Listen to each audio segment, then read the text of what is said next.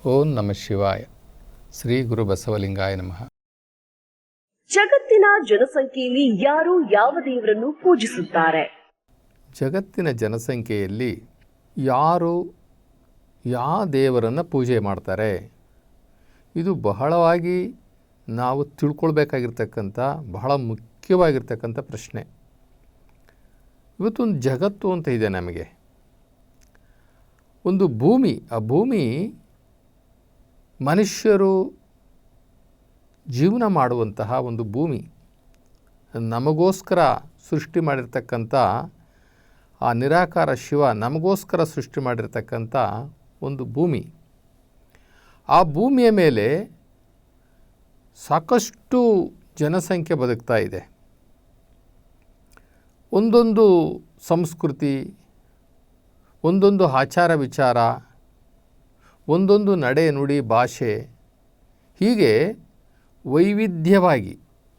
ವೈವಿಧ್ಯಮಯವಾಗಿ ಈ ಭೂಮಿಯ ಮೇಲೆ ಅದೆಷ್ಟೋ ಲಕ್ಷ ಜೀವರಾಶಿಗಳು ಜೊತೆಗೆ ಮನುಷ್ಯನು ಬದುಕ್ತಾ ಇದ್ದಾನೆ. ಆದರೆ ಮನುಷ್ಯನಿಗೂ ಈ ಪ್ರಾಣಿಗಳಿಗೂ ಏನು ವ್ಯತ್ಯಾಸ ಅಂತಂದರೆ, ಮನುಷ್ಯ ದೇವರನ್ನು ಪೂಜೆ ಮಾಡ್ತಾನೆ, ಅಥವಾ ಪ್ರಾರ್ಥನೆ ಮಾಡ್ತಾನೆ, ಅಥವಾ ಮಹಿಮೆ ಮಾಡ್ತಾನೆ, ಅಥವಾ ಧ್ಯಾನ ಮಾಡ್ತಾನೆ. ಈ ಪ್ರಾಣಿ ಪಕ್ಷಿಗಳು ದೇವರನ್ನು ಧ್ಯಾನ ಮಾಡೋದಿಲ್ಲ. ಇದೇ ಮನುಷ್ಯನಿಗೂ ಈ ಪ್ರಾಣಿಗಳಿಗೂ ಇರತಕ್ಕಂಥ ವ್ಯತ್ಯಾಸ ಇಷ್ಟೇ. ಮನುಷ್ಯನಿಗೆ ದೇವರನ್ನು ನೋಡುವಂತಹ ಅಥವಾ ದೇವರನ್ನು ತಿಳ್ಕೊಳ್ಳುವಂತಹ, ದೇವರ ಬಗ್ಗೆ ಮಹಿಮೆ ಮಾಡುವಂತಹ, ಪ್ರಾರ್ಥನೆ ಮಾಡುವಂತಹ, ಪೂಜೆ ಮಾಡುವಂತಹ, ಧ್ಯಾನ ಮಾಡುವಂತಹ ಅವಕಾಶ, ಜ್ಞಾನ ಈ ಮನುಷ್ಯನಿಗಿದೆ, ಆದರೆ ಪ್ರಾಣಿ ಪಕ್ಷಿಗಳಿಗಿಲ್ಲ. ಈ ಭೂಮಿಯ ಮೇಲೆ ಎಷ್ಟು ಕೋಟಿ ಜನ ವಾಸ ಮಾಡ್ತಾ ಇದ್ದಾರೋ ಅವರು ಎಲ್ಲರೂ ಯಾವ ದೇವರನ್ನು ಪೂಜೆ ಮಾಡ್ತಾರೆ ಅನ್ನುವಂಥದ್ದು ಬಹಳ ಮುಖ್ಯವಾದಂತಹ ಅಂಶ. ಇದನ್ನು ನಾವು ತಿಳ್ಕೊಳ್ಬೇಕು. ಇವಾಗ ನಾವು ಶೇಕಡ 100% ತಗೊಳ್ಳೋಣ ಮನುಷ್ಯ. ಆ 100% ಜನಸಂಖ್ಯೆಯಲ್ಲಿ ಯಾರು ಯಾವ ದೇವರನ್ನು ಪೂಜೆ ಮಾಡ್ತಾರೆ? ಇಲ್ಲಿ 2 ಥರ ದೇವರನ್ನು ನಾವು ಪೂಜೆ ಮಾಡೋದನ್ನು ನೋಡ್ತಾ ಇದ್ದೀವಿ. ಒಂದು ನಿರಾಕಾರ ದೇವರು, ಇನ್ನೊಂದು ಆಕಾರ ಇರತಕ್ಕಂಥ ದೇವರುಗಳು. ಒಂದು ನಿರಾಕಾರ ದೇವರುಗಳು, ಇನ್ನೊಂದು ಆಕಾರದ ದೇವರುಗಳು. ಎರಡನ್ನು ನಾವು ಪೂಜೆ ಮಾಡ್ತಾಯಿದ್ದೇವೆ ಭೂಮಿ ಮೇಲೆ. ಕೆಲವರು ಆಕಾರವನ್ನು ಕೊಟ್ಟುಕೊಂಡು ದೇವರುಗಳಿಗೆ ಪೂಜೆ ಮಾಡ್ತಾಯಿದ್ರೆ, ಇನ್ನು ಮತ್ತೆ ಕೆಲವರು ಯಾವ ಆಕಾರನೇ ಕೊಡಲ್ಲ ದೇವರಿಗೆ, ಅವರು ಕೂಡ ಧ್ಯಾನ ಪ್ರಾರ್ಥನೆ ಮಾಡ್ತಾರೆ. ಹಾಗಿದ್ದರೆ ಆ ಜನಸಂಖ್ಯೆ ಎಷ್ಟಿದೆ? ನಿರಾಕಾರ ತತ್ವ ಅಂತ ಹೇಳ್ತಾರೆ ಅದಕ್ಕೆ. ಇದು ಆಕಾರ ತತ್ವ, ಅದು ನಿರಾಕಾರ ತತ್ವ. ದೇವರನ್ನು ನಿರಾಕಾರವಾಗಿ ನೋಡುವಂತಹ ಜನಸಂಖ್ಯೆ ಎಷ್ಟಿದೆ, ದೇವರನ್ನು ಆಕಾರ ರೂಪದಲ್ಲಿ ನೋಡುವಂಥ ಜನಸಂಖ್ಯೆ ಎಷ್ಟಿದೆ ಅಂತ ನಾವು ನೋಡಿದಾಗ, ದೇವರನ್ನು ನಿರಾಕಾರವಾಗಿ ನೋಡುವಂತಹ ಸಂಖ್ಯೆ 70% ಇದೆ ಈ ಭೂಮಿಯ ಮೇಲೆ. ಅಂದರೆ ಈ ಗ್ಲೋಬು, ಈ ಜಗತ್ತಿನಲ್ಲಿ ದೇವರನ್ನು ನಿರಾಕಾರವಾಗಿ ಪ್ರಾರ್ಥನೆ ಮಾಡುವಂತಹ, ಧ್ಯಾನ ಮಾಡುವಂತಹ, ಕೀರ್ತನೆ ಮಾಡುವಂತಹ ಜನಸಂಖ್ಯೆ ಎಷ್ಟಿದೆ? 70% ಇದೆ. ಇವರು ಪೂಜೆ ಮಾಡೋದಿಲ್ಲ. ಯಾಕೆ ಅಂದರೆ ಆಕಾರ ಇಲ್ವಲ್ಲ. ನಿರಾಕಾರಕ್ಕೆ ಹೆಂಗೆ ಪೂಜೆ ಮಾಡೋಕ್ಕಾಗುತ್ತೆ? ನಿರಾಕಾರ ದೇವರುಗಳಿಗೆ ಪೂಜೆ ಮಾಡೋಕ್ಕಾಗೋದಿಲ್ಲ. ಆ ನಿರಾಕಾರ ದೇವರಿಗೆ ಅವರು ಪೂಜೆ ಮಾಡ್ತಾ ಇಲ್ಲ, ಪ್ರಾರ್ಥನೆ ಮಾಡ್ತಾರೆ, ಧ್ಯಾನ ಮಾಡ್ತಾರೆ, ಮಹಿಮೆ ಮಾಡ್ತಾರೆ. ಈ 70% ಜನಕ್ಕೆ ನಿರಾಕಾರ ದೇವರು, 70% ಜನಕ್ಕೆ ನಿರಾಕಾರ ದೇವರು. ಇನ್ನು 70% ಕಳೆದ್ರೆ ಇನ್ನು 30%. ಆ 30% ಜನಕ್ಕೆ ಆಕಾರ ಇರ್ತಕ್ಕಂಥ ದೇವರುಗಳು ಎಷ್ಟು? ಈ 30% ಜನಕ್ಕೆ ಆಕಾರ ಇರತಕ್ಕಂಥ ದೇವರುಗಳು. ಇಲ್ಲಿ ಎಷ್ಟು ತಾರತಮ್ಯ ಇದೆ ನೋಡ್ರಿ. 70% ಬಹುತೇಕ ಜನ, ಅಂದರೆ ಬಹುತೇಕ ಜನಸಂಖ್ಯೆ 70% ಅವರು ನಿರಾಕಾರ ತತ್ವ. ಅವರ ದೇವರು ಯಾವುದು ಅಂತಂದರೆ ನಿರಾಕಾರ, ನಮ್ಮ ದೇವರು ನಿರಾಕಾರ ಅಂತ ಹೇಳ್ತಾರೆ. ಆ ನಿರಾಕಾರ ಅಂತ ಹೇಳೋರು ಯಾರು? ಮುಸಲ್ಮಾನರು, ಕ್ರಿಶ್ಚಿಯನ್ರು, ಸಿಖ್ರು, ಇನ್ನು ಬೌದ್ಧಿಸ್ಟು ಕೂಡ ದೇವರು ಅವರೇನು ಆಕಾರ ಕೊಟ್ಟಿಲ್ಲ. ಬೌದ್ಧರು ಕೂಡ ದೇವರಿಗೆ ಆಕಾರ ಕೊಟ್ಟಿಲ್ಲ, ಅವರು ನಿರಾಕಾರ ತತ್ವದಲ್ಲೇ ಇದ್ದಾರೆ. ಇನ್ನು ಎಷ್ಟೋ ಸಮುದಾಯಗಳಿದ್ದಾವೆ, ಸಣ್ಣ ಸಣ್ಣ ಸಮುದಾಯಗಳಿದ್ದಾವೆ. ಇವಾಗ ನಾವು ಮುಸಲ್ಮಾನರಲ್ಲಿ ತೊಗೊಂಡ್ರೆ ಅದರಲ್ಲೂ ಸಾಕಷ್ಟು ವಿಭಾಗಗಳಿದ್ದಾವೆ. ಕ್ರಿಶ್ಚಿಯನ್ರಲ್ಲಿ ತೊಗೊಂಡ್ರೆ ಅವರಲ್ಲೂ ಕೂಡ ಕೆಥೋಲಿಕ್ಸು, ಪ್ರೊಟೆಸ್ಟೆಂಟ್ಸು ಅಂತ ಏನೇನೋ ಇದ್ದಾರೆ. ಈ ಸಿಖ್ರಲ್ಲೂ ಕೂಡ ಇದ್ದಾರೆ. ಇನ್ನು ಜೈನರಲ್ಲೂ ಕೂಡ ಇದ್ದಾರೆ. ಜೈನರು ಅವರ ಆಕಾರ. ಈ ನಿರಾಕಾರ ತತ್ವದಲ್ಲಿರ್ತಕ್ಕಂಥವ್ರು ಬೌದ್ಧಿಸ್ಟ್ಗಳು. ಅವರು ಬುದ್ಧನ ವಿಗ್ರಹವನ್ನು ಇಟ್ಕೊಳ್ತಾರೆ, ಆದರೆ ಅವರು ಬುದ್ಧ ಅವರಿಗೆ ಏನು ದೇವರಲ್ಲ. ಹೀಗೆ ನಿರಾಕಾರ ತತ್ವದ ಮೇಲೆ ದೇವರನ್ನು ಕಾಣುವ ಪ್ರಯತ್ನ ಮಾಡುವಂಥವರು 70%. ಅವರು ಮುಸ್ಲಿಮರು ಅಲ್ಲ ಅಂತ ಕರೀತಾರೆ, ಕ್ರೈಸ್ತರು ಯೆಹೋವ ಅಂತ ಕರೀತಾರೆ, ಇನ್ನು ಸಿಖ್ರು ಓಂಕಾರ ಅಂತಾರೆ, ಬೌದ್ಧಿಸ್ಟ್ಗಳು ಪ್ರಕೃತಿ ಅಂತ ಹೇಳ್ತಾರೆ. ಹೀಗೆ ಏನೇ ಇರಲಿ, ಈ ಭೂಮಿಯ ಮೇಲೆ ಬಹುಸಂಖ್ಯಾತರು ಅನಿಸ್ಕೊಂಡಿರ್ತಕ್ಕಂಥವ್ರು ದೇವರನ್ನು ನಿರಾಕಾರ ತತ್ವದ ಮೇಲೆ ನೋಡ್ತಾ ಇದ್ದಾರೆ. ಎಷ್ಟು ಜನ? 70% ಜನ. ಇನ್ನು 30% ಜನ, ಈ 30% ಜನ ಅದರಲ್ಲಿ ಜೈನರು, ಹಿಂದೂಗಳು, ಪಾರ್ಸಿಗಳು, ಏನು ಸಣ್ಣ ಸಣ್ಣ ಸಮುದಾಯಗಳಿದ್ದಾವಲ್ಲ, ಆ ಹಿಂದೂ ಸಮಾಜದಲ್ಲಿರ್ತಕ್ಕಂಥ ಬೇಕಾದಷ್ಟು ವರ್ಗಗಳು, ಬೇಕಾದಷ್ಟು ಒಂದು ಲ್ಯಾಡರ್ ಟೈಪ್ ಆಫ್ ಸೊಸೈಟಿ ಅಂತ ಹೇಳ್ತೀವಲ್ಲ, ಆ ಲ್ಯಾಡರ್ ಟೈಪ್ ಆಫ್ ಸೊಸೈಟಿನಲ್ಲಿ ಬ್ರಾಹ್ಮಣ, ಕ್ಷತ್ರಿಯ, ವೈಶ್ಯ, ಶೂದ್ರ ಹೀಗೆಲ್ಲ ಕರಿತೀವಲ್ಲ, ಅವರ ಉಪಪಂಗಡಗಳು, ಆ ವಿಭಾಗಗಳೆಲ್ಲ ಅವರು ಪೂಜೆ ಮಾಡೋದು ಆಕಾರದ ದೇವರುಗಳನ್ನು. ಆಕಾರದ ದೇವರು ಅಂದರೆ ಏನು?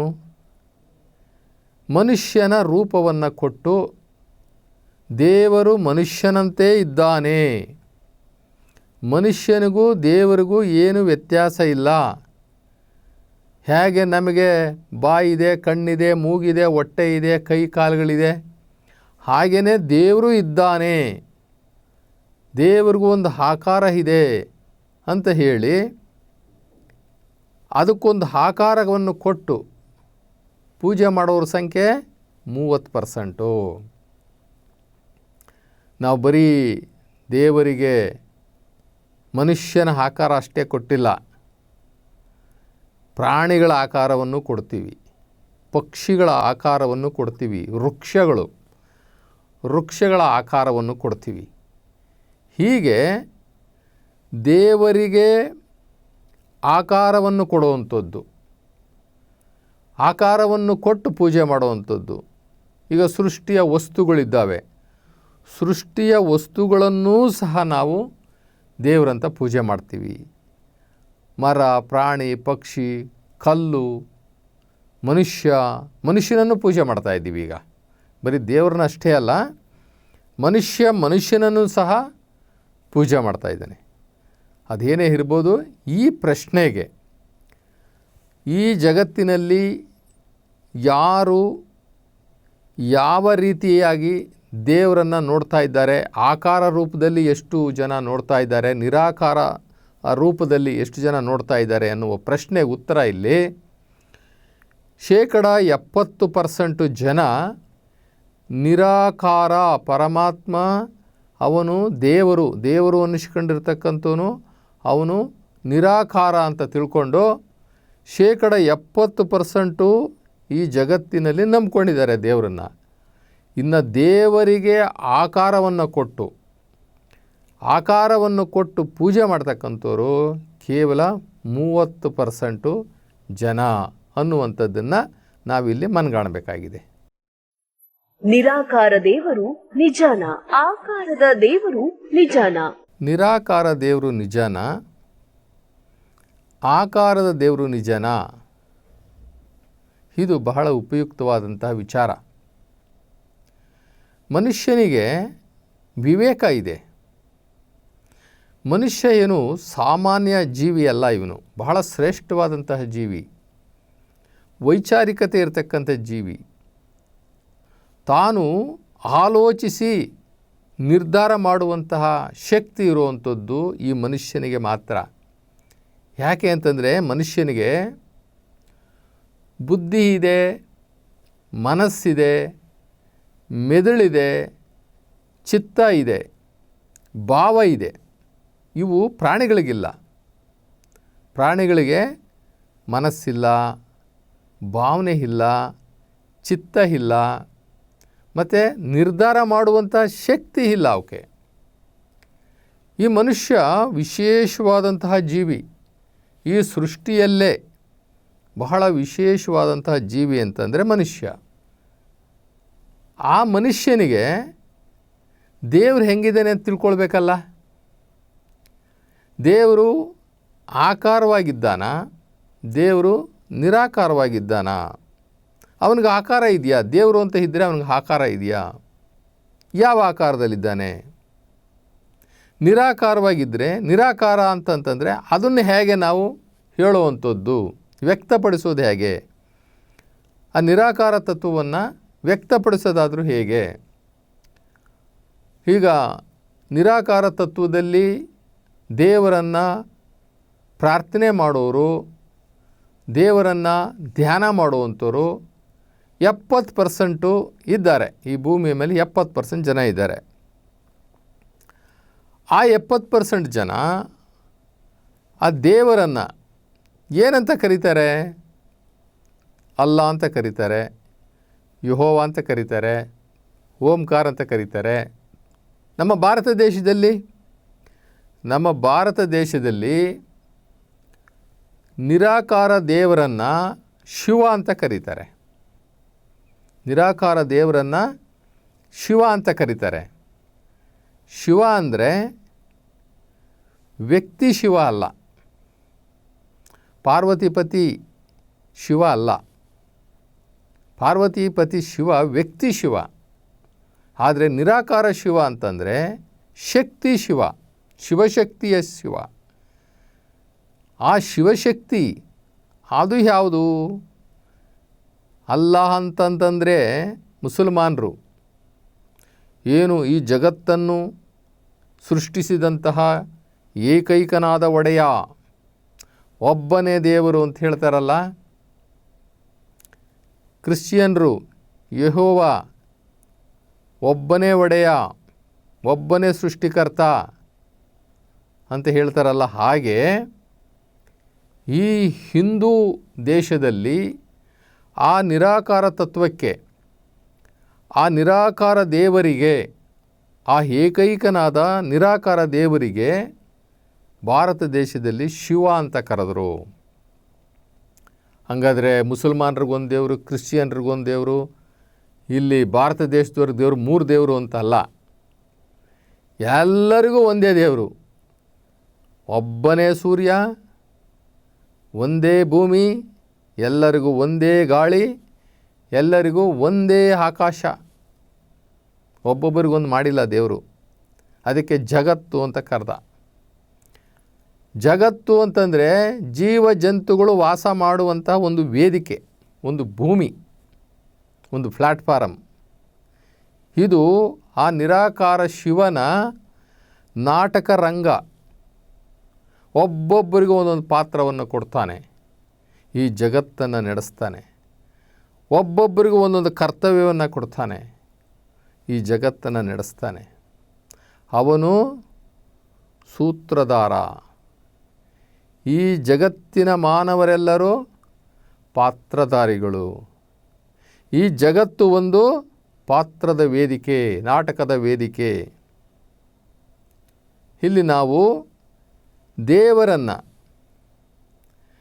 ನಿರಾಕಾರವಾಗಿ ನೋಡೋದು ಸರಿನಾ, ಆಕಾರದ ರೂಪದಲ್ಲಿ ನೋಡೋದು ಸರಿನಾ ಅನ್ನುವಂತಹ ಒಂದು ವಿವೇಕಪೂರ್ಣವಾಗಿರ್ತಕ್ಕಂಥ, ಒಂದು ತರ್ಕಬದ್ಧವಾಗಿರ್ತಕ್ಕಂಥ, ಒಂದು ವಿಶಿಷ್ಟವಾಗಿರ್ತಕ್ಕಂಥ ವಿಚಾರ ಇದು.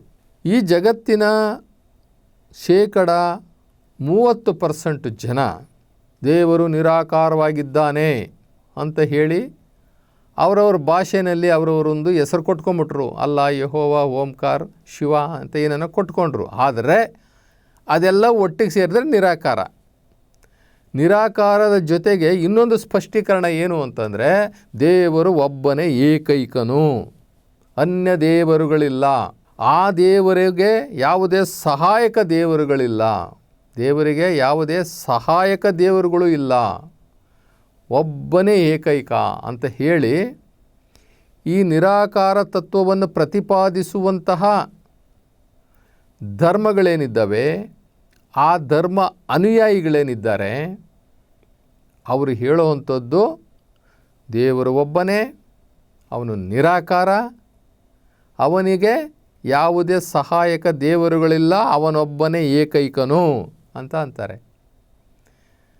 ಹಾಗಿದ್ರೆ ನಿರಾಕಾರ ದೇವರಿಗೆ ಆಕಾರನೇ ಇಲ್ವಾ ಅಂತ ನಾವು ಅವರನ್ನು ಮತ್ತಷ್ಟು ವಿಚಾರ ಮಾಡಿದಾಗ ಹೇಳ್ತಾರೆ, ಅವನು ಜ್ಯೋತಿ ಸ್ವರೂಪವಾಗಿದ್ದಾನೆ ಅಂತ ಹೇಳ್ತಾರೆ. ಅಂದರೆ ಒಂದು ಜ್ಯೋತಿ ಥರ ಕಾಣಿಸ್ತಾನೆ. ಯಾವ ಕಣ್ಣಿಗೆ ಕಾಣಿಸ್ತಾನೆ?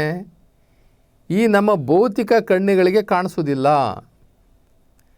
ಈ ನಮ್ಮ ಭೌತಿಕ ಕಣ್ಣುಗಳಿಗೆ ಕಾಣಿಸೋದಿಲ್ಲ, ಯಾಕೆಂದರೆ ಅಷ್ಟು ಶಕ್ತಿ ಇಲ್ಲ ಈ ಕಣ್ಣುಗಳಿಗೆ. ಮತ್ತು ಇನ್ಯಾವ ಕಣ್ಣು?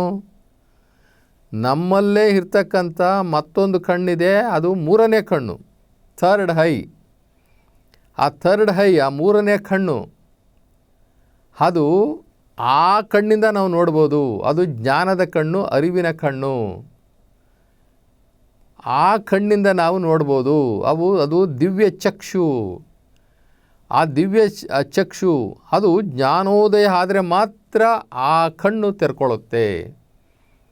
ಯಾರು ಆ ಪರಮಾತ್ಮನನ್ನು ಕುರಿತು ಧ್ಯಾನ ಮಾಡ್ತಾರೆ,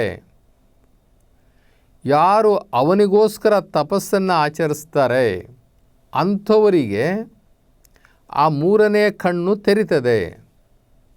ಆ 3ನೇ ಕಣ್ಣು ಜಾಗೃತ ಆಗುತ್ತೆ. ಅದು ಅಂತರ್ಚಕ್ಷು, 3ನೇ ಕಣ್ಣು, ಜ್ಞಾನದ ಕಣ್ಣು. ಆ 3ನೇ ಕಣ್ಣು ಯಾರಿಗೆ ಜ್ಞಾನೋದಯ ಆಗುತ್ತೆ ಆವಾಗ ತಕ್ಕೊಳ್ಳುತ್ತೆ. ಆ ಕಣ್ಣಿಂದ ಮಾತ್ರ ಆ ನಿರಾಕಾರ ಶಿವನನ್ನು, ಜ್ಯೋತಿಯ ಸ್ವರೂಪದಲ್ಲಿರ್ತಕ್ಕಂಥ ಆ ನಿರಾಕಾರ ಶಿವನನ್ನು ನೋಡಲಿಕ್ಕೆ ಸಾಧ್ಯ ಅಂತ ಹೇಳಿ ನಿರಾಕಾರ ತತ್ವವನ್ನು ಅನುಸರಣೆ ಮಾಡ್ತಾ ಇರ್ತಕ್ಕಂಥವ್ರು, ಆ ನಿರಾಕಾರ ತತ್ವದ ನಂಬಿಕೆಯ ಧರ್ಮಗ್ರಂಥದ ಅನುಯಾಯಿಗಳು ಅವರು ಹೇಳ್ತಾರೆ, ದೇವರು ನಿರಾಕಾರ, ಅವನು ಜ್ಯೋತಿಯ ಸ್ವರೂಪದಲ್ಲಿದ್ದಾನೆ ಅಂಥೇಳಿ ನಿರಾಕಾರ ತತ್ವದವ್ರು ಹೇಳ್ತಾರೆ. ಇದು ಒಂದು ಭಾಗ.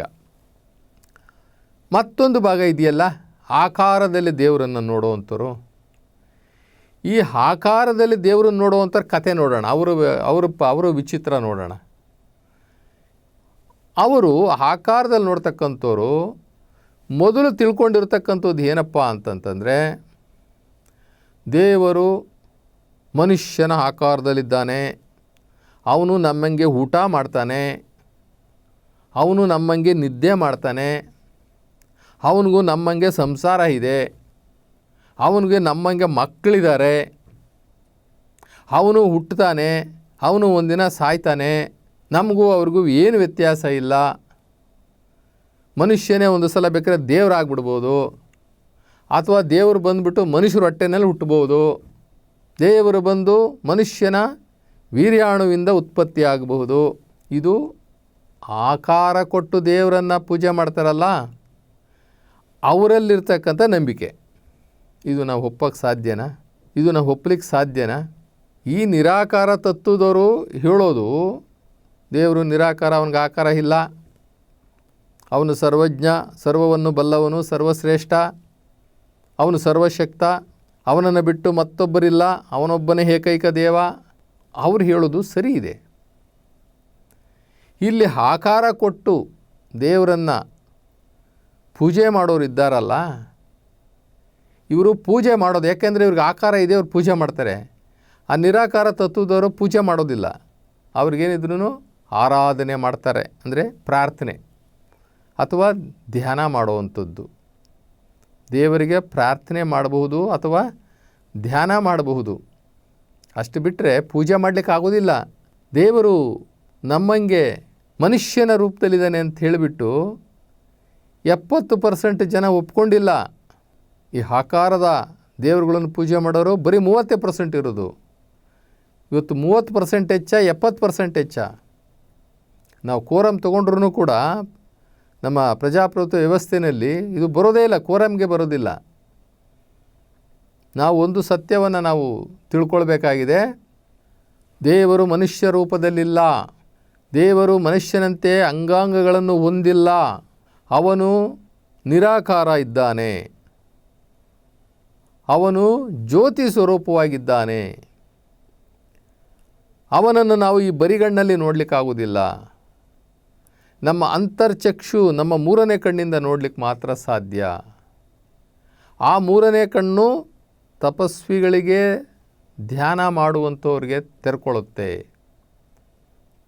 ಹಾಗಿರುವಾಗ ಒಂದು ಭಾಗ ಹೋಯಿತು, ದೇವರಿಗೆ ಮನುಷ್ಯನ ಆಕಾರ ಇಲ್ಲ. ಮತ್ತಿನ್ನೆಂಗಿದ್ದಾನೆ? ಕಲ್ಲಿನ ರೂಪದಲ್ಲಿದ್ದಾನ? ನಾವು ಮನುಷ್ಯನ ರೂಪದಲ್ಲಿದ್ದಾನೆ ಅಂತ ತಿಳ್ಕೊಂಡೇ ಕಲ್ಲಲ್ಲಿ ಮನುಷ್ಯನ ಥರ ಮಾಡಿದ್ವಿ ನಾವು. ದೇವರು ಮನುಷ್ಯನ ಥರ ಇದ್ದಾನೆ ಅನ್ನೋದನ್ನು ತೋರಿಸ್ಲಿಕ್ಕೋಸ್ಕರ ಕಲ್ಲನ್ನು ಉಪಯೋಗಿಸಿಕೊಂಡು ಮೂರ್ತಿಗಳನ್ನು ಮಾಡಿದ್ವಿ. ಆದರೆ ಆ ಕಲ್ಲು ಆ ಶಿವನೇ ಇಟ್ಟಿದ್ದು, ಆ ನಿರಾಕಾರ ಶಿವನೇ ಇಟ್ಟಿದ್ದು ಅನ್ನೋದು ನಮಗೆ ಗೊತ್ತಿಲ್ಲ. ಶಿವನು ಈ ಭೂಮಿಯ ಮೇಲೆ ಇಟ್ಟಿರ್ತಕ್ಕಂಥ ಆ ಕರಿಯ ಕಲ್ಲು ದೇವರಾಗ್ಲಿಕ್ಕೆ ಸಾಧ್ಯನಾ? ಆ ನಿರಾಕಾರ ಶಿವ ಈ ಭೂಮಿಯ ಮೇಲೆ ಇಟ್ಟಿರ್ತಕ್ಕಂಥ ಒಂದು ಕರಿಯ ಕಲ್ಲದು, ಅವನು ಇಟ್ಟಿರೋ ವಸ್ತುಗಳು. ಆ ಕಲ್ಲು ಒಂದು ವಸ್ತು ಆಗಿರುವಾಗ ಆ ಕಲ್ಲನ್ನು ನಾವು ದೇವರನ್ನು ಹೇಳಲಿಕ್ಕಾಗುತ್ತಾ? ದೇವರು ಮನುಷ್ಯ ರೂಪದಲ್ಲಿದ್ದಾನೆ ಅಂತ ತಿಳ್ಕೊಂಡಿರೋದೇ ತಪ್ಪು. ಇನ್ನು ಕಲ್ಲನ್ನು ಉಪಯೋಗಿಸಿ ಆ ಕರಿ ಕಲ್ಲನ್ನು ಮನುಷ್ಯನ ರೂಪದಲ್ಲಿ ಕೆತ್ತನೆ ಮಾಡಿ ಅದಕ್ಕೆ ನಾವು ದೇವರ ಹೆಸರಿಡುವಂಥದ್ದು ಇನ್ನು ಮತ್ತಷ್ಟು ಮಾನವನ ಅಜ್ಞಾನ, ಜೊತೆಗೆ ದೇವರ ಬಗ್ಗೆ ಸ್ಪಷ್ಟವಾದಂತಹ ಮಾಹಿತಿ ಇಲ್ಲದೆ ಇರತಕ್ಕಂಥದ್ದು, ಜ್ಞಾನ ಇಲ್ಲದೆ ಇರತಕ್ಕಂಥದ್ದು, ದೇವರ ಬಗ್ಗೆ ಸ್ಪಷ್ಟವಾದಂತಹ ಅರಿವು ಇಲ್ಲದೆ ಇರತಕ್ಕಂಥದ್ದು. ಇಲ್ಲಿ ನಾವು ಕಲ್ಲಲ್ಲಿ ದೇವರನ್ನು ಕೆತ್ತನೆ ಮಾಡ್ತೀವಿ, ಜೊತೆಗೆ ಮರ ಗಿಡಗಳನ್ನು ಸಹ ಪೂಜೆ ಮಾಡ್ತೀವಿ. ಮರಗಳನ್ನು ಪೂಜೆ ಮಾಡ್ತೀವಿ, ಅರಳಿ ಮರ, ಬನ್ನಿ ಮರ, ಬೇವಿನ ಮರ, ಹತ್ತಿ ಮರ, ಇನ್ನು ಗಿಡಗಳನ್ನು ಸಹ ಪೂಜೆ ಮಾಡ್ತೀವಿ. ತುಳಸಿ, ಬಿಲ್ವ ಹೀಗೆ ಬೇಕಾದಷ್ಟು ಗಿಡಗಳನ್ನು ಸಹ ನಾವು ಪೂಜೆ ಮಾಡ್ತೀವಿ. ಅಷ್ಟಕ್ಕೆ ಬಿಡ್ತೀವಾ? ಈ ಭೂಮಿಯನ್ನು ಕೂಡ ನಾವು ದೇವರಂತ ಪೂಜೆ ಮಾಡ್ತೀವಿ. ಈ ಭೂಮಿನೇ ದೇವರಂತ ಪೂಜೆ ಮಾಡ್ತೀವಿ, ಆದರೆ ಭೂಮಿಯನ್ನು ಹಿಟ್ಟೋನು ಯಾರು ಅನ್ನೋದನ್ನು ಮರೆತು ಬಿಟ್ಟಿದ್ದೀವಿ. ಒಂದು ಅಗೋಚರವಾದಂತಹ, ಒಂದು ಸರ್ವಶಕ್ತನಾಗಿರ್ತಕ್ಕಂಥ ಒಬ್ಬ ನಿರಾಕಾರ ಶಿವ ಇರಲೇಬೇಕಲ್ಲ. ಆ ನಿರಾಕಾರ ಶಿವ ಈ ಭೂಮಿ ಆಕಾಶಗಳನ್ನು ರಚಿಸಿ, ಈ ಭೂಮಿ ಆಕಾಶಗಳ ಒಡೆಯನಾಗಿ, ಈ ಭೂಮಿ ಆಕಾಶದಲ್ಲಿರ್ತಕ್ಕಂಥ ಚರಾಚರ ವಸ್ತುಗಳ ಒಡೆಯನಾಗಿ, ಒಬ್ಬನೇ ಏಕೈಕನಾಗಿ, ಒಬ್ಬನೇ ಎಲ್ಲವನ್ನು ನಿಯಂತ್ರಣ ಮಾಡ್ತಾ ಇರ್ತಕ್ಕಂಥ ಆ ಯಂತ್ರವಾಹಕನಾಗಿ ಇದ್ದಾನೆ ಅನ್ನುವಂತಹ ಕಲ್ಪನೆ ನಮಗೆ ಇಲ್ಲವೇ ಇಲ್ವಲ್ಲ. ಅದಕ್ಕೋಸ್ಕರ ಮರ, ಗಿಡ, ಭೂಮಿಯನ್ನು ಕೂಡ ನಾವು ಪೂಜೆ ಮಾಡ್ತೀವಿ. ಅಷ್ಟಕ್ಕೆ ಬಿಡ್ತೀವ? ಪ್ರಾಣಿಗಳ ರೂಪದಲ್ಲೂ ಕೂಡ ನಾವು ಪೂಜೆ ಮಾಡ್ತೀವಿ. ಪ್ರಾಣಿಗಳನ್ನು ಪೂಜೆ ಮಾಡಲ್ವಾ? ನಾವು ಎತ್ತುಗಳನ್ನು ಪೂಜೆ ಮಾಡ್ತೀವಿ, ಇದು ದೇವ್ರಂತ. ಹಸುಗಳನ್ನು ಪೂಜೆ ಮಾಡ್ತೀವಿ, ಹಂದಿಯನ್ನು ಪೂಜೆ ಮಾಡ್ತೀವಿ, ಒಂಟೆಯನ್ನು ಪೂಜೆ ಮಾಡ್ತೀವಿ, ಜಿಂಕೆಯನ್ನು ಪೂಜೆ ಮಾಡ್ತೀವಿ, ಸಿಂಹವನ್ನು ಪೂಜೆ ಮಾಡ್ತೀವಿ. ಹೀಗೆ ಆ ಪ್ರಾಣಿಗಳನ್ನು ಕೂಡ ನಾವು ದೇವರಂತ ಪೂಜೆ ಮಾಡ್ತೀವಿ. ಆದರೆ ಇದನ್ನು ಪ್ರಾಣಿ, ಪಕ್ಷಿ, ಭೂಮಿ, ಆಕಾಶ, ನೀರು, ಗಿಡ, ಮರ, ಸೂರ್ಯ, ಚಂದ್ರ, ಗಾಳಿ, ನೀರು ಎಲ್ಲವನ್ನು ಅಂದರೆ ಒಟ್ಟಿಗೆ ಸೇರಿಸಿ ಪಂಚಭೂತಗಳನ್ನು ಅಂತ ಹೇಳಿಬಿಡೋಣ. ಈ ಪಂಚಭೂತಗಳನ್ನು ನೀರು, ಗಾಳಿ, ಬೆಂಕಿ, ಆಕಾಶ ಎಲ್ಲವನ್ನು ಪೂಜೆ ಎಲ್ಲವನ್ನು ಕೂಡ ಸೃಷ್ಟಿ ಮಾಡಿರೋದು ದೇವರು ಅಂತ ಹೇಳಿದಾಗ ನಿರಾಕಾರ ಶಿವ. ಆ ನಿರಾಕಾರ ಶಿವ ಪೂಜೆ ಅರ್ಹನಲ್ಲದವನು. ಅವನು ಪೂಜೆ ಮಾಡಲಿಕ್ಕೆ ಆಗೋದಿಲ್ಲ. ಏಕೆ ಅಂತಂದರೆ ಅವನಿಗೆ ಯಾವುದೇ ಶರೀರ ಇಲ್ಲ, ಅವನಿಗೆ ಆಕಾರ ಇಲ್ಲ. ಆ ನಿರಾಕಾರ ತತ್ವವನ್ನು ನಾವು ನಿರಾಕಾರವಾಗಿಯೇ ಧ್ಯಾನ ಮಾಡಬೇಕಾಗುತ್ತೆ. ಅವನನ್ನು ನಿರಾಕಾರವಾಗಲೇ ಸಾಕ್ಷಾತ್ಕಾರ ಮಾಡ್ಕೋಬೇಕಾಗುತ್ತೆ. ಅದನ್ನು ಬಿಟ್ಟು ನಾವು ದೇವರಿಗೆ ಆಕಾರಗಳನ್ನು ಕೊಟ್ಟು, ನಮ್ಮ ಮನೋಇಚ್ಛೆ ಆಕಾರಗಳನ್ನು ಕೊಟ್ಟು ಪೂಜೆ ಮಾಡುವಂಥದ್ದು ಈ ನಿರಾಕಾರ ತತ್ವಕ್ಕೆ ವಿರೋಧ ಇರ್ತದೆ. ಇದು ಏನು 70% ಜನ ನಿರಾಕಾರ ತತ್ವದಲ್ಲಿ ಅಲ್ಲಾಹನಾಗಿ, ಯೆಹೋವನಾಗಿ, ಓಂಕಾರವಾಗಿ ಪೂಜೆ ಮಾಡ್ತಾರಲ್ಲ, ಅದು 70% ಜನ ಮಾಡುವಂಥದ್ದು ಸರ್ವಶ್ರೇಷ್ಠವಾಗಿದೆ. ದೇವರಿಗೆ ಆಕಾರಗಳನ್ನು ಕೊಟ್ಟು ಮನುಷ್ಯನ ವ್ಯಕ್ತಿತ್ವದ ಮಟ್ಟಕ್ಕೆ ಇಳಿಸೋದಿದೆಯಲ್ಲ, ಅದು ಅಪಚಾರ. ಮನುಷ್ಯನನ್ನು ದೇವರ ಮಟ್ಟಕ್ಕೆ ತಗೊಂಡೋಗೋದು ಕೂಡ ಅಪಚಾರ, ದೇವರಿಗೆ ಮಾಡುವಂತಹ ಘನಘೋರ ಅಪಚಾರ.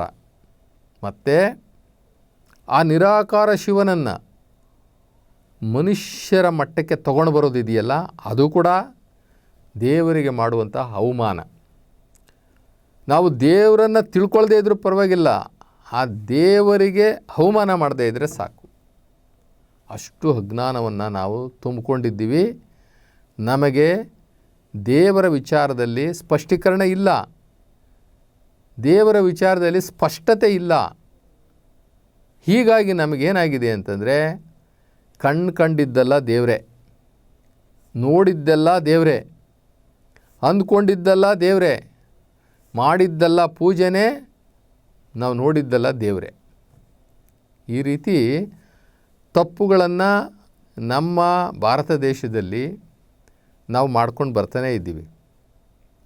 ಆದರೆ ಭಾರತ ದೇಶದಲ್ಲಿ ಒಂದು ವಿಶೇಷ ಏನಂತಂದರೆ, ಹಿಂದೆ ನಮ್ಮ ಪೂರ್ವಿಕರು, ಬಹಳ ಪೂರ್ವ ಅಂತಂದರೆ ದ್ರಾವಿಡರು, ಈ ದೇಶದ ಮೂಲಿಗರು ದ್ರಾವಿಡರು. ಆ ದ್ರಾವಿಡರು ಆ ನಿರಾಕಾರ ಶಿವನನ್ನು ಲಿಂಗದ ರೂಪದಲ್ಲಿ ಪೂಜೆ ಮಾಡಿದ್ರು. ಅದು ಒಂದು ನಿರಾಕಾರ ತತ್ವನೇ. ಅದು ಆ ಲಿಂಗ ಪೂಜೆ ಮಾಡುವಂಥದ್ದು ಅದು ನಿರಾಕಾರ ತತ್ವನೇ. ಆ ನಿರಾಕಾರ ಅಂತಂದರೆ ಆ ಲಿಂಗಕ್ಕೇನು ಅದು ಮೂರ್ತಿ ಅಲ್ಲ. ಅದು ಲಿಂಗ ಅಂದರೆ ಅದು ಮೂರ್ತಿ ಅಲ್ಲ. ಆ ಮೂರ್ತಿಗೇನು ಕಣ್ಣು, ಕಿವಿ, ಮೂಗು, ಬಾಯಿ ಏನು ಇರುವುದಿಲ್ಲ. ಅದೊಂದು ಗೋಳಾಕಾರ ಅಂತಂದರೆ ಅದೊಂದು ಬ್ರಹ್ಮಾಂಡ ಸ್ವರೂಪ. ಆ ಬ್ರಹ್ಮಾಂಡ ಸ್ವರೂಪದ ಆ ಲಿಂಗವನ್ನು ನಮ್ಮ ತುಂಬ ಪೂರ್ವಿಕರು ಅಂದರೆ ಶೈವರು ಪೂಜೆ ಮಾಡ್ತಾಯಿದ್ರು. ಆ ನಿರಾಕಾರ ತತ್ವದ ಸಾಕಾರ ಕುರುಹು ಅಂತ ತಿಳ್ಕೊಂಡು ಆ ಲಿಂಗವನ್ನು ಪೂಜೆ ಮಾಡ್ತಾಯಿದ್ರು. ಆ ನಿರಾಕಾರ ದೇವರು ಜ್ಯೋತಿ ಸ್ವರೂಪದಲ್ಲಿರೋದ್ರಿಂದ ಲಿಂಗದಲ್ಲಿ ಜ್ಯೋತಿಯನ್ನು ನೋಡ್ತಾಯಿದ್ರು. ಅವು ಜ್ಯೋತಿರ್ಲಿಂಗಗಳಾಯಿತು. ಹೀಗೆ ಇಲ್ಲಿ ಮೂಲದಲ್ಲಿ ಶೂನ್ಯದಲ್ಲಿ ಆ ಶೂನ್ಯ ಸಿದ್ಧಾಂತ ಅಂತ ಹೇಳ್ತೀವಲ್ಲ, ಅಲ್ಲಿ ನಮ್ಮ ಭಾರತ ದೇಶದಲ್ಲಿ ನಿರಾಕಾರ ಶಿವನನ್ನು ಲಿಂಗದ ರೂಪದಲ್ಲಿ ಪ್ರಾರ್ಥನೆ ಮಾಡ್ತಿದ್ದಂಥವರು ಬರ್ತಾ ವ್ಯಕ್ತಿ ಪೂಜೆಗೆ ಬಂದರು, ಕಲ್ಲು ಮಣ್ಣುಗಳನ್ನು ಪೂಜೆ ಮಾಡೋದಕ್ಕೆ ಬಂದರು, ಗಿಡ ಮರಗಳನ್ನು ಪೂಜೆ ಮಾಡಲಿಕ್ಕೆ ಬಂದರು, ಆಕಾಶಗಳನ್ನು ಪೂಜೆ ಮಾಡೋಕ್ಕೆ ಬಂದರು. ಆಕಾಶದಲ್ಲಿರ್ತಕ್ಕಂಥ ಆಕಾಶ ಕಾಯಗಳನ್ನೆಲ್ಲ ಅದಕ್ಕೆಲ್ಲ ಒಂದು ವ್ಯಕ್ತಿ ರೂಪ ಕೊಟ್ಟು ಅವನ್ನೆಲ್ಲವನ್ನು ಕೂಡ ಪೂಜೆ ಮಾಡಲಿಕ್ಕೆ ಬಂದರು. ಹೀಗೆ ಈ ನಿರಾಕಾರ ಮತ್ತು ಆಕಾರ ಇವೆರಡರಲ್ಲಿ ಯಾವುದು ಸರಿ ಅಂತ ಹೇಳೋದಾದರೆ, ಜಗತ್ತಿನ 70% ಜನ ಏನು ನಿರಾಕಾರ ತತ್ವ, ದೇವರು ನಿರಾಕಾರವಾಗಿದ್ದಾನೆ ಅಂತ ಹೇಳಿಬಿಟ್ಟು ನಂಬಿ ಪ್ರಾರ್ಥನೆ ಮತ್ತು ಧ್ಯಾನ ಮಾಡ್ತಾರಲ್ಲ, ಅದೇ ಸರಿಯಾದ ಮಾರ್ಗ, ಅದೇ ಮುಕ್ತಿ ಮಾರ್ಗ, ಅದೇ ಜ್ಞಾನ ಮಾರ್ಗ, ಅದೇ ವೈರಾಗ್ಯ ಮಾರ್ಗ, ಅದೇ ಭಕ್ತಿ ಮಾರ್ಗ. ದೇವರನ್ನು ಕಾಣಲು ಯಾವ ಮಾರ್ಗ ಸುಲಭ? ದೇವರನ್ನು ಕಾಣೋದಕ್ಕೆ ಬೇಕಾದಷ್ಟು ಮಾರ್ಗಗಳಿದ್ದಾವೆ. ಆದರೆ ನಮಗೆ ಆ ದೇವರನ್ನು ನೋಡಲು ಹಂಬಲ ಇರಬೇಕು. ನಮಗೆ ದೇವರನ್ನು ಕಾಣುವಂತಹ ಶ್ರದ್ಧೆ ಮತ್ತು ಒಂದು ಗುರಿ ಬೇಕು. ದೇವರನ್ನು ನಾನು ಈ ಜನ್ಮದಲ್ಲಾದರೂ ಪಡ್ಕೊಳ್ಬೇಕು, ಈ ಜನ್ಮದಲ್ಲೇ ನಾನು ದೇವರನ್ನು ಸಾಕ್ಷಾತ್ಕಾರ ಮಾಡಿಕೊಳ್ಬೇಕು, ದೇವರನ್ನು ನೋಡಬೇಕು ಅನ್ನುವಂಥವರಿಗೆ ಸಾಕಷ್ಟು ದಾರಿಗಳಿದ್ದಾವೆ. ಮನಸ್ಸಿದ್ದರೆ ಮಾರ್ಗ. ಮೊದಲು ಮನಸ್ಸು ಬೇಕು. ದೇವರನ್ನು ಕಾಣುವಂತಹ ನಿಶ್ಚಲವಾದಂತಹ ದೃಢವಾದಂತಹ ದೃಢ ಸಂಕಲ್ಪವಾದಂತಹ ಮನಸ್ಸು ಬೇಕು. ಆ ಮನಸ್ಸು ಮಾಡ್ಕೊಂಡು ಹೊರಟ್ರೆ ನಾವು ಹಂತವಾಗಿ ಹೋಗಬೇಕಾಗುತ್ತೆ. ಒಂದೇ ಪ್ಲ್ಯಾಟ್ಫಾರಮಲ್ಲಿ ನಾವು ಹೋಗಿ ಗುರಿ ತಲುಪಿಬಿಡ್ತೀವಿ ಅಂತ ಹೇಳೋಕ್ಕಾಗಲ್ಲ. ಒಂದು ಟ್ರೈನ್ ಹಿಡ್ಕೊಂಡಾಗ ನಾವು ಹೋಗಿ ಮುಟ್ಟುವಂತಹ ಆ ಜಾಗದವರೆಗೆ ಎಷ್ಟು ಪ್ಲ್ಯಾಟ್ಫಾರಮ್ಗಳು ಸಿಗ್ತವೆ. ಹಾಗೆ ಅನೇಕ ಪ್ಲ್ಯಾಟ್ಫಾರಮ್ಗಳನ್ನ ದಾಟ್ಕೊಂಡು ಎಲ್ಲೂ ಕೂಡ ನಾವು ವಾಪಸ್ ಬರ್ದಂಗೆ, ಬೇಜಾರು ಮಾಡ್ಕೊಳ್ದಂಗೆ ಅಥವಾ ನಿರಾಶೆ ಆಗಬಾರ್ದು. ಆಶಾವಾದಿಗಳಾಗಿ ಬರುವಂತಹ ಕಷ್ಟಗಳನ್ನು, ನಷ್ಟಗಳನ್ನು, ಎದುರುಗಳನ್ನು, ತೊಡರುಗಳನ್ನು ನಿವಾರಣೆ ಮಾಡ್ಕೊಳ್ತಾ ಹೋಗ್ತಾನೇ ಇರಬೇಕು. ಆ ಹೋಗುವಂಥ ದಾರಿ ಕಠಿಣವಾದ್ದೇ, ಆದರೆ ಅದರಿಂದ ಸಿಗುವಂಥ ಫಲ ಅದು ಅಪರಿಮಿತ. ಅದನ್ನು ನಾವು ಅಳಲಿಕ್ಕೆ ಆಗೋದಿಲ್ಲ. ಅಂತಹ ಅದ್ಭುತವಾದಂಥ ಪ್ರತಿಫಲವನ್ನು ನಾವು ಕಾಣ್ತೀವಲ್ಲ. ಏನು ದೇವರು ಅಂದ್ರೇನು ಸಾಮಾನ್ಯನ? ಈ ಜಗತ್ತಲ್ಲಿ ಮನುಷ್ಯ ಹುಟ್ಟಿ ಬಂದಿರೋದೇ, ಪ್ರತಿಯೊಬ್ಬ ಮಾನವನು ಕೂಡ ಈ ಭೂಮಿಯಲ್ಲಿ ಅವತರಿಸಿರ್ತಕ್ಕಂಥದ್ದು, ಈ ಭೂಮಿಯಲ್ಲಿ ಹುಟ್ಟಿರ್ತಕ್ಕಂಥ ಪರಮ ಉದ್ದೇಶ ದೇವರನ್ನು ಕಾಣಲು, ದೇವರನ್ನು ಪರಿಚಯ ಮಾಡಿಕೊಳ್ಳೋದು, ದೇವರಲ್ಲಿ ಒಂದಾಗುವಂಥದ್ದು. ನಾವು ಸತ್ತಾಗ ಸುಮ್ಮನೆ ನಮ್ಮ ತಿಥಿ ಕಾರ್ಡಲ್ಲಿ ಹಾಕ್ಸ್ಕೊಂಬಿಡೋದಲ್ಲ. ಇವನು ದೈವಾಧೀನವಾದೆಂದು ತಿಳಿಯಲು ವಿಷಾದಿಸುತ್ತೇವೆ, ಲಿಂಗೈಕ್ಯನಾದನೆಂದು ತಿಳಿಯಲು ವಿಷಾದಿಸುತ್ತೇವೆ, ಇವನು ಸ್ವರ್ಗಸ್ಥನಾದನೆಂದು ತಿಳಿಸಲು ವಿಷಾದಿಸುತ್ತೇವೆ ಅಲ್ಲ. ಅದೇನು ಪೇಪರ್ಗಳಲ್ಲಿ ಹಾಕ್ಸ್ಕೊಂಡ ತಕ್ಷಣಕ್ಕೆ ಅಥವಾ ಇನ್ವಿಟೇಷನ್ ಕಾರ್ಡಲ್ಲಿ ತಿಥಿ ಕಾರ್ಡಲ್ಲಿ ಹಾಕ್ಸ್ಕೊಂಬಿಟ್ರೆ ದೇವ್ರು ಸಿಕ್ಬಿಡೋಲ್ಲ. ಈ ಶರೀರದಲ್ಲಿ ಉಸಿರಿರುವಾಗ, ಈ ಶರೀರದಲ್ಲಿ ಆತ್ಮನು ವಾಸ ಮಾಡುತ್ತಿರುವ ಸಂದರ್ಭದಲ್ಲಿ ನಾವು ಆ ದೇವರನ್ನು ನೋಡುವಂಥದ್ದು, ಅದು ನಿಜವಾದಂತಹ ಶಿವೈಕ್ಯ, ಲಿಂಗೈಕ್ಯ. ಅದು ಶಿವನನ್ನು ಬೆರೆಯುವಂಥದ್ದು. ನಾವು ದೇವರನ್ನು ನೋಡಲಿಕ್ಕೆ ಅನೇಕ ಮಾರ್ಗೋಪಾಯಗಳನ್ನು ನಮ್ಮ ಹಿಂದಿನ ಋಷಿಮುನಿಗಳು, ಸಾಧಕರು ಮಾಡಿ ತೋರಿಸಿ ಹೋಗಿದ್ದಾರೆ. ನಮ್ಮ ಶರಣರು, ದಾರ್ಶನಿಕರು ಎಲ್ಲರೂ ಕೂಡ ಶಿವನನ್ನು ಸಾಕ್ಷಾತ್ಕಾರ ಮಾಡಿಕೊಂಡು ಅವರ ಅನುಭವಗಳನ್ನು ಬರೆದಿಕ್ಕೆ ಹೋಗಿದ್ದಾರೆ, ಮಾರ್ಗಗಳನ್ನು ತಿಳಿಸಿದ್ದಾರೆ. ಅದನ್ನು ನಾವು ಫಾಲೋ ಮಾಡಿದ್ರೆ ಸಾಕು. ಈಗ ನಾವು ಮೊದಲನೇದಾಗಿ ತಗೊಳ್ತೀವಿ ಭಕ್ತಿ ಮಾರ್ಗ ಅಂತ ತಗೊಳ್ತೀವಿ. ಒಬ್ಬ ಮನುಷ್ಯನಿಗೆ ದೇವರನ್ನು ಹುಡುಕಲು ಅಥವಾ ದೇವರನ್ನು ಕಾಣಲು ಅವನಿಗೆ ಹಂಬಲ ಇದೆ ಅನ್ನೋದಾದರೆ ಅವನಲ್ಲಿ ಒಂದಷ್ಟು ಭಕ್ತಿ ಇರಲೇಬೇಕು, ಒಂದಷ್ಟು ಶ್ರದ್ಧೆ ಇರಲೇಬೇಕು, ಒಂದಷ್ಟು ವಿಧೇಯತೆ ಇರಲೇಬೇಕು, ಒಂದಷ್ಟು ತಾಳ್ಮೆ ಇರಲೇಬೇಕು, ಒಂದಷ್ಟು ಸಹನೆ ಇರಲೇಬೇಕು. ಇವೆಲ್ಲವೂ ಕೂಡ ಫೌಂಡೇಶನ್ಗಳು. ಒಂದು ಬಿಲ್ಡಿಂಗ್ ಕಟ್ಟಲಿಕ್ಕೆ ಬೇಕಾಗಿರ್ತಕ್ಕಂಥ ಹೆಂಗೆ ಮೆಟೀರಿಯಲ್ಸ್ ಇದೆಯಲ್ಲ, ಹಾಗೆ ಆ ಭಕ್ತ ಸ್ಥಾನದಲ್ಲಿ ಒಬ್ಬ ಭಕ್ತನಾಗಿ ಭಗವಂತನನ್ನು ನೋಡಲಿಕ್ಕೆ ಹೊರಟಂಥ ಸಂದರ್ಭದಲ್ಲಿ ಶ್ರದ್ಧೆ, ವಿನಯ, ಒಂದು ದೃಢತೆ ಇವೆಲ್ಲವೂ ಕೂಡ ಇರಬೇಕಾಗುತ್ತೆ. ಆ ಭಕ್ತಿ ಮಾರ್ಗದಲ್ಲಿ ಅವನಿಗೆ ಒಂದು ದೃಢವಾದಂತಹ ಸಂಕಲ್ಪ, ಶ್ರದ್ಧೆ, ಭಕ್ತಿ ಇಲ್ಲ ಅಂತಂತಂದರೆ ಅದು ಮುಂದಕ್ಕೆ ತಗೊಂಡು ಹೋಗೋದೇ ಇಲ್ಲ. ಹಾಗಂತ ಹೇಳಿ ನಾವು ಭಕ್ತಿ ಮಾರ್ಗದಲ್ಲೇ ನಿಲ್ಲಕ್ಕೂ ಆಗೋದಿಲ್ಲ. ಭಕ್ತಿ ಮಾರ್ಗದಲ್ಲಿ ನಮಗೆ ಮುಕ್ತಿನೂ ಸಿಕ್ಕೋಲ್ಲ, ದೇವರು ಕಾಣಿಸೋಲ್ಲ, ದೇವರು ನಮಗೆ ಸಿಕ್ಕೋದೇ ಇಲ್ಲ. ಅದು ಒಂದು ಪೂರ್ವ ಸಿದ್ಧತೆ ಅಷ್ಟೇ. ಅದು ದೇವ್ರ ಕಡೆ ಹೋಗಲಿಕ್ಕೆ ಒಂದು ಪೂರ್ವ ಸಿದ್ಧತೆ. ಸಾಮಾನ್ಯನ ಭಕ್ತಿ ಲೆವೆಲಲ್ಲಿ ಏನು ಮಾಡ್ತೀವಿ ಅಂತಂದರೆ ಸಿಕ್ಕಿದ್ದೇನೆಲ್ಲ ದೇವರು ಅಂತ ಪೂಜೆ ಮಾಡಲಿಕ್ಕೆ ಶುರು ಮಾಡಿಬಿಡ್ತೀವಿ. ಭಕ್ತಿ ಮಾಡೋದು ಅದು ಪಾಪ ಅದು ಏನಕ್ಕೆ ಮಾಡ್ತಾ ಇದ್ದೀವಿ, ಅದರೊಳಗೆ ಸತ್ಯ ಇದೆಯಾ, ಅಸತ್ಯ ಇದೆಯಾ, ಇದು ದೇವರ, ಇದು ದೇವರಲ್ವಾ ಅಂತಕ್ಕಂಥದ್ದು ಏನು ನಮಗೆ ಗೊತ್ತಿರಲ್ಲ. ಅದೊಂಥರ ಮುಗ್ಧತೆ, ಮುಗ್ಧ ಭಕ್ತಿ, ಮೂಢ ಭಕ್ತಿ. ಅದೊಂದು ಸುಮ್ಮನೆ ಒಂದು ಶ್ರದ್ಧಾ ಭಕ್ತಿ, ಶ್ರದ್ಧೆ ಇರ್ತದೆ ಅಷ್ಟೇ. ಅಲ್ಲಿ ವೈಚಾರಿಕತೆ ಇರುವುದಿಲ್ಲ, ವಿಚಾರವಾದ ಇರುವುದಿಲ್ಲ, ಅಲ್ಲಿ ವೈಜ್ಞಾನಿಕತೆಯೂ ಇರುವುದಿಲ್ಲ. ಒಂದು ಮುಗ್ಧ ಭಕ್ತಿಯಿಂದ ನಾವು ನೋಡಿದ್ದನ್ನೆಲ್ಲ ನಂಬ್ತೀವಿ. ಈ ಕಲ್ಲು ದೇವರು ಅಂದರೆ ಹೌದಾ, ಹಾಂ ದೇವರು, ಕೈ ಮುಗಿತೀವಿ. ಈ ಮರ ದೇವರು, ಹೌದಾ, ಕೈ ಮುಗಿತೀವಿ. ಈ ಸೂರ್ಯ, ಚಂದ್ರ, ಭೂಮಿ, ಗಾಳಿ, ನೀರು, ಆಕಾಶ ಎಲ್ಲ ದೇವರುಗಳು ಎಲ್ಲಕ್ಕೂ ಕೈ ಮುಗಿಯೋದ್ರೂ ಮುಗಿತೀವಿ. ಅಥವಾ ಒಂದು ಸಣ್ಣ ಪ್ರಾಣಿ ಪಕ್ಷಿಗಳಿಗೂ ಕೂಡ ಕೈ ಮುಗಿ ಅಂದ್ರೂ ಕೂಡ ಮುಗಿದು ಬಿಡ್ತೀವಿ. ಇದು ಭಕ್ತಿ. ಇದರೊಳಗೇನು ವೈಚಾರಿಕತೆ ಇರಲೇಬೇಕು ಅಂತ ಅಲ್ಲ. ಅಲ್ಲಿ ಜ್ಞಾನ ಇರೋದಿಲ್ಲ, ಬರೀ ಭಕ್ತಿ ಇರ್ತದೆ ಅಷ್ಟೇ. ಭಕ್ತಿಯ ನಂತರ ನಮಗೆ ಅರಿವಾಗುವಂಥದ್ದು ಜ್ಞಾನ. ಅಲ್ಲಿ ನಮ್ಗೆ ಅನ್ವೇಷಣೆ ಸ್ಟಾರ್ಟ್ ಆಗುತ್ತೆ. ದೇವರು ಯಾರು, ದೇವರು ಯಾರು, ದೇವರು ಯಾರು ಅಂತಕ್ಕಂಥದ್ದು. ಆ ದೇವರು ಯಾರು ಅಂತಕ್ಕಂಥ ಒಂದು ತುಡಿತ ನಮ್ಮಲ್ಲಿ ಪ್ರಾರಂಭ ಆದಾಗ ನೆಕ್ಸ್ಟು ನಮ್ಮಲ್ಲಿ ಒಂದು ತಪಸ್ಸು ಅನ್ನೋದು ಸ್ಟಾರ್ಟ್ ಆಗುತ್ತೆ. ತಪಸ್ಸು ಅಂತ ಸ್ಟಾರ್ಟ್ ಆಗುತ್ತೆ. ತಪಸ್ಸು ಅಂತಂದರೆ ಏನಲ್ಲ, ದೇವರನ್ನು ಕಾಣಲು ನಮಗೆ ನಾವು ಹಾಕಿಕೊಳ್ಳುವಂತಹ ಒಂದಷ್ಟು ಕಟ್ಟುಪಾಡುಗಳು, ನಿಯಮಗಳು, ವ್ರತಗಳು. ಆ ವ್ರತಗಳು ಹೇಗಿದ್ದರೂ ಆಗುತ್ತೆ. ಉಪವಾಸ ಮಾಡುವಂತಹ ವ್ರತ ಇರ್ಬೋದು, ಹೋಮ ಹವನಗಳನ್ನು ಮಾಡುವಂತಹ ವ್ರತ ಇರ್ಬೋದು, ಪೂಜೆ ಪುರಸ್ಕಾರಗಳನ್ನು ಮಾಡುವಂತಹ ನಿಯಮಗಳಿರ್ಬೋದು, ಅಥವಾ ತನ್ನನ್ನು ತಾನು ದಂಡಿಸಿಕೊಳ್ಳುವಂತಹ ದೇಹ ದಂಡನೆ ಮಾಡಿಕೊಳ್ಳುವಂಥದ್ದು, ಮಾನಸಿಕವಾಗಿ ಹಿಂಸೆ ಮಾಡಿಕೊಳ್ಳುವಂಥದ್ದು, ಇವೆಲ್ಲವೂ ಕೂಡ ತಪಸ್ಸಲ್ಲಿ ಬರ್ತವೆ. ಈಗ ಕೆಲವರು ಯೋಗಗಳನ್ನ ಮಾಡ್ತಾರೆ, ಆದರೆ ಹಠಯೋಗದಲ್ಲಿ ಒಂದಷ್ಟು ಹಿಂಸೆ ಕೊಟ್ಟುತ್ತಾರೆ ಈ ಶರೀರಕ್ಕೆ. ವ್ರತಗಳನ್ನ ಮಾಡ್ತಾರೆ, ಉಪವಾಸ ವ್ರತಗಳನ್ನ ಮಾಡ್ತಾರೆ. ಅನಾವಶ್ಯವಾಗಿ ಈ ಭೌತಿಕ ಶರೀರವನ್ನು ಹಿಂಸೆಗೊಳಪಡಿಸ್ತಾರೆ. ಅದಕ್ಕೆ ಕಾರಣವೂ ಇರ್ತದೆ. ಈ ಶರೀರದಲ್ಲಿ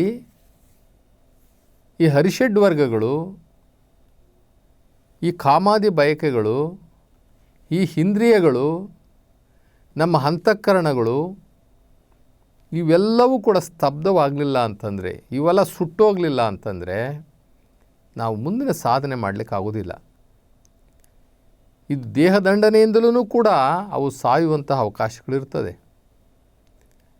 ಈಗ ನಮಗೆ ಪ್ರಚೋದನಕಾರಿಯಾದಂತಹ ಚಟುವಟಿಕೆಗಳು ಅಥವಾ ಮಾನಸಿಕವಾಗಿ ಕೆಲವು ಪ್ರಚೋದನೆ ಮಾಡುವಂತಹ ಕೆಟ್ಟ ವಿಚಾರಗಳು ಬರ್ತದೆ ಅಂತಂದರೆ ಈ ಶರೀರದಲ್ಲಿ ಒಂದು ಶಕ್ತಿ ಅಂತ ಇರಲೇಬೇಕು. ಅದು ದೈಹಿಕ ಶಕ್ತಿ ಇರ್ಬೋದು, ಮಾನಸಿಕ ಶಕ್ತಿ ಇರ್ಬೋದು. ಒಂದು ಶಕ್ತಿ ಅಂತ ಇರಲೇಬೇಕು, ಆ ಚೈತನ್ಯ ಅಂತ ಇರಲೇಬೇಕು.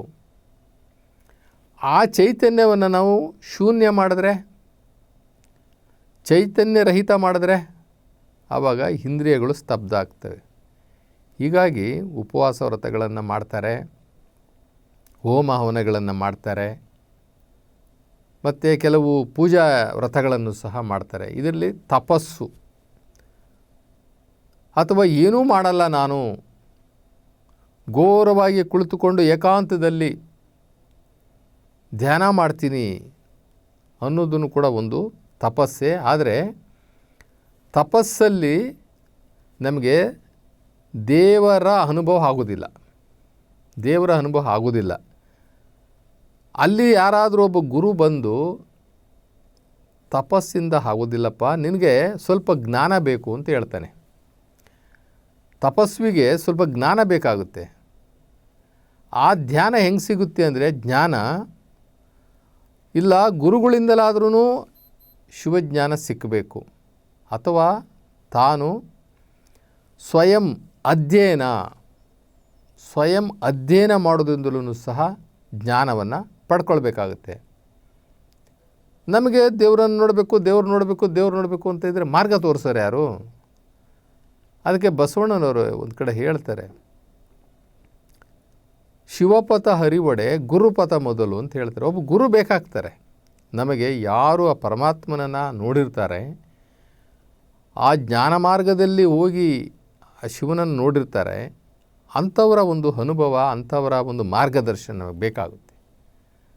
ಈ ತಪಸ್ವಿಗೆ ಈ ಜ್ಞಾನ ಬೇಕಾಗುತ್ತೆ ಅವನಿಗೆ. ಆ ಜ್ಞಾನ ಗುರುವಿಂದಲಾದ್ರೂ ಸಿಕ್ಕಬಹುದು, ಅಥವಾ ಶಾಸ್ತ್ರಗಳ ಅಧ್ಯಯನದಿಂದಲೂ ಸಹ ಅವನು ಪಡ್ಕೊಳ್ಬಹುದು. ವೇದ, ಉಪನಿಷತ್ತು, ಆಗಮಗಳು, ಮಂತ್ರಗಳು, ಭಗವದ್ಗೀತೆ, ಅಥವಾ ಈ ಜಗತ್ತಲ್ಲಿರ್ತಕ್ಕಂಥ ಧರ್ಮಗ್ರಂಥಗಳು, ಇವೆಲ್ಲವನ್ನು ಓದೋದ್ರಿಂದಲೂ ಸಹ ಅವನು ಜ್ಞಾನ ಪಡ್ಕೊಳ್ತಾನೆ. ಇದನ್ನೆಲ್ಲ ಪಡ್ಕೊಂಡ ಮೇಲೆ ಅದು ಕೊನೆ ಘಟ್ಟ ಇದೆಯಲ್ಲ, ಯೋಗ ಅನ್ನೋದಿದೆಯಲ್ಲ, ಇಲ್ಲಿ ಮಾತ್ರ ದೇವ್ರು ನೋಡ್ಲಿಕ್ಕೆ ಸಾಧ್ಯ.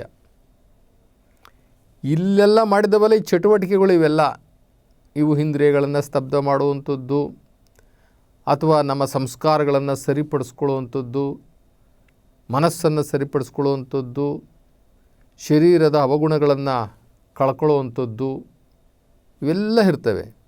ಕೊನೆ ಘಟ್ಟ, ಒಂದು ದೊಡ್ಡ ಘಟ್ಟ ಅಂತಂದರೆ ಯೋಗದಲ್ಲಿ ನಾವು ಆತ್ಮ ಮತ್ತು ಪರಮಾತ್ಮನ ಜೋಡಣೆಯನ್ನು ಮಾತ್ರ ಮಾಡುವಂಥದ್ದಲ್ಲ ಮಾಡ್ತೀವಿ ನಾವು.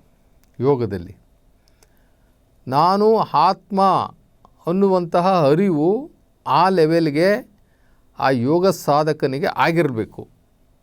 ನಾನು ಇಷ್ಟು ದಿನ ನಾನು ಶರೀರ ಅಂತ ತಿಳ್ಕೊಂಡಿದ್ದೆ, ಈ ಶರೀರವನ್ನು ಪೋಷಣೆ ಮಾಡ್ತಾಯಿದ್ದೆ, ಇಂದ್ರಿಯಗಳನ್ನು ಪೋಷಣೆ ಮಾಡ್ತಾಯಿದ್ದೆ, ಅವಕ್ಕೆ ಅಗತ್ಯ ಬೇಕೇನು ಬೇಕೋ ಅದನ್ನು ಒದಗಿಸ್ಕೊಡ್ತಾ ಇದ್ದೆ.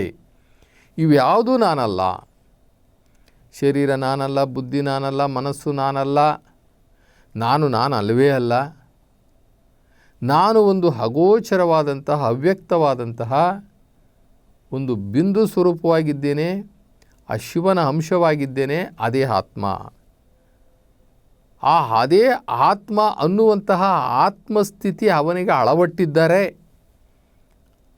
ನಾನು ಆತ್ಮ ಅನ್ನುವಂತಹ ನಿಖರವಾದಂತಹ ನಂಬಿಕೆ ಅವನಲ್ಲಿ ಬಂದಿದ್ದರೆ ಅವನು ಯೋಗಿ ಆಗ್ತಾನೆ. ಯೋಗಿ ಆದಂಥವನು ನೆಕ್ಸ್ಟು ಆ ಶಿವನ ಜೊತೆ ಜೋಡಣೆ ಮಾಡಿಕೊಂಡಾಗ ಅದು ಶಿವಯೋಗ ಆಗುತ್ತೆ. ಶಿವಯೋಗ ಯಾವಾಗ ಆಗುತ್ತೆ ಅಂತಂದರೆ, ನಾನು ಒಂದು ಜ್ಯೋತಿರ್ಬಿಂದು, ನಾನು ಹಣೆಯ ಹಿಂಭಾಗದಲ್ಲಿ ಇದ್ದೇನೆ, ಅಂದರೆ ಭ್ರೂ ಮಧ್ಯದಲ್ಲಿ ಭ್ರುಕುಟಿಯಲ್ಲಿ ಹಣೆಯ ಹಿಂದೆಗಡೆ ಒಂದು ಬೆಳಕಿನ ರೂಪದಲ್ಲಿದ್ದೇನೆ. ನಾನು ಆ ಆತ್ಮ, ನಾನು ಈ ಶರೀರ ಅಲ್ಲ. ನಂತರ ನನ್ನ ತಂದೆ ಪರಮಾತ್ಮ, ಅವನ ಹೆಸರು ಶಿವ, ಅವನು ನಿರಾಕಾರ,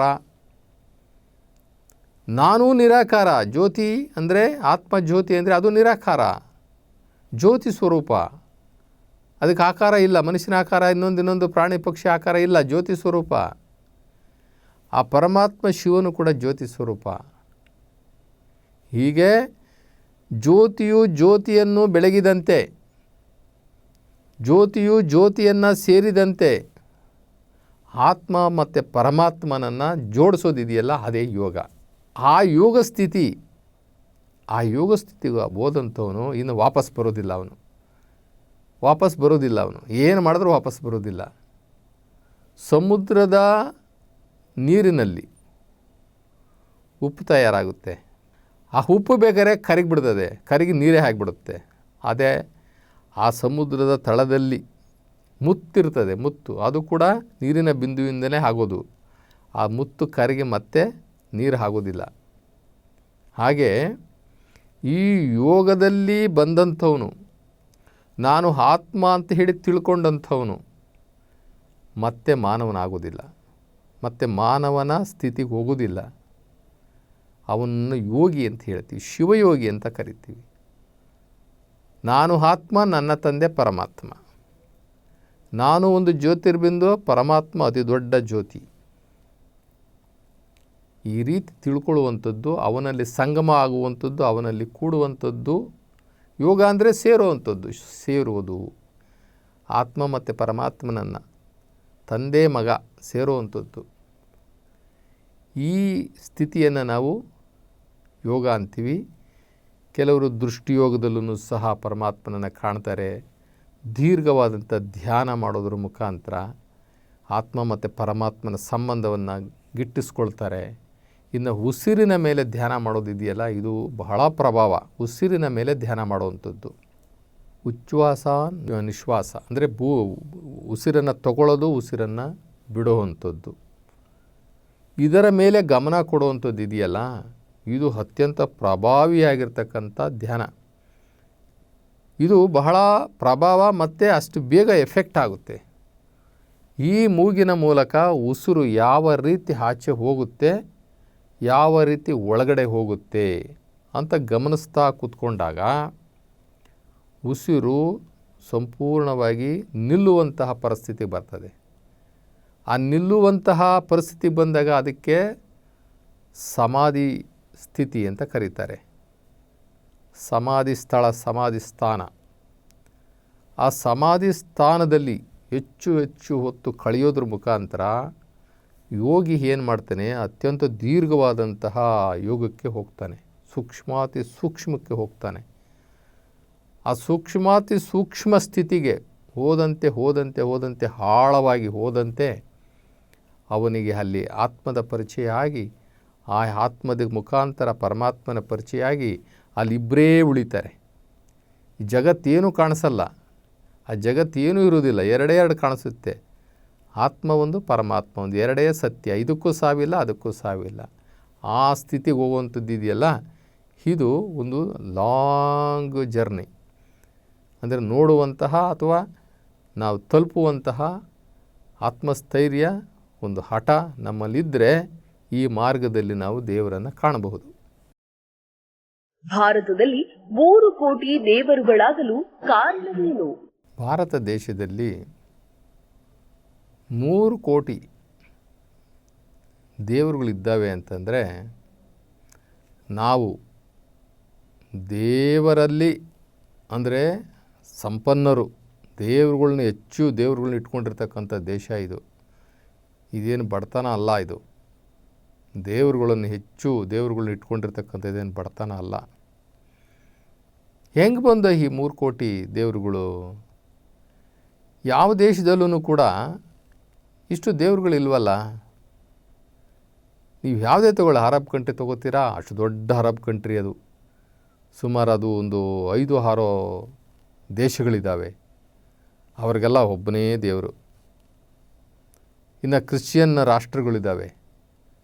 ಆ ಕ್ರಿಶ್ಚಿಯನ್ ರಾಷ್ಟ್ರಗಳು ಅವು ಒಂದು 7-8-10 ಇದ್ದಾವೆ. ಅವ್ರಿಗೆಲ್ಲ ಒಬ್ಬೊಬ್ಬನೇ ದೇವರು. ಇನ್ನು ಅದನ್ನು ಬಿಟ್ಟು ಬೇರೆ ಬೇರೆ ದೇಶಗಳಿದ್ದಾವೆ. ಅಲ್ಲೂ ಕೂಡ ಒಬ್ಬರೋ ಇಬ್ಬರೋ 3 ಜನನೂ ಇದ್ದಾರೆ ಅವ್ರಿಗೂ. ಇದನ್ನೆಲ್ಲ ಮೀರಿಸಿದಂತಹ ದೇಶ ಭಾರತ ದೇಶ. ಇಲ್ಲಿ 3 ಕೋಟಿ ದೇವರುಗಳು, 3 ಕೋಟಿ ದೇವರುಗಳನ್ನ ಸಮಾವೇಶ ಮಾಡೋದು ಹೇಗೆ? ಒಂದು ಕಡೆ ಸೇರಿಸಿದ್ರೆ ಏನು ಗತಿ? ಎಷ್ಟು ದೊಡ್ಡ ತೇರು ಬೇಕು, ಎಷ್ಟು ದೊಡ್ಡ ಜಾತ್ರೆ ಆಗಬೇಕು? ಯಾವ ರೀತಿ ಭಾರತ ದೇಶದಲ್ಲಿ ಈ 3 ಕೋಟಿ ದೇವತೆಗಳು ಉತ್ಪತ್ತಿ ಆಯಿತು? ಇದನ್ನು ನಾವು ತಿಳ್ಕೊಳ್ಳುವಂತಹ ಬಹಳ ಒಳ್ಳೆಯ ವಿಚಾರ ಇದು. ಬೇರೆ ಈ ಭೂಮಿಯ ಈ ಭೂಪಟದ ಮುಕ್ಕಾಲು ಪಾಲು ಜನಗಳಿಗೆ ಮುಕ್ಕಾಲು ಪಾಲು ಭೂಪ್ರದೇಶಕ್ಕೆ ಒಬ್ಬನೇ ದೇವರು.